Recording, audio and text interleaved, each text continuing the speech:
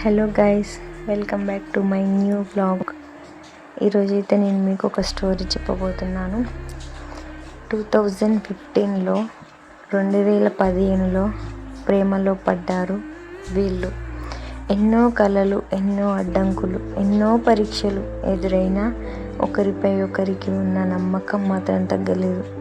చివరికి 2017లో వారి ప్రేమ పెళ్ళిగా మారింది. ఆ తర్వాత జీవితం కొత్త బాధ్యతలను తీసుకొచ్చింది. సంతోషాలు, కష్టాలు, చిన్న చిన్న గొడవలు, కానీ ప్రతిరోజు వాళ్ళ ప్రేమను మరింత అందంగా మార్చాయి. 2026కి వచ్చేసరికి వాళ్ళ జీవితంలో 2 చిన్నారులు వచ్చారు. ఇప్పుడు వాళ్ళు ప్రేమికులు మాత్రమే కాదు, బాధ్యత గల అమ్మా నాన్నలు కూడా. ఈ కథ చెప్పేది ఒకటే, నిజమైన ప్రేమ అంటే చేతులు పట్టుకొని నడవడం కాదు, జీవితమంతా ఒకరికొకరు తోడుగా నిలబడడం.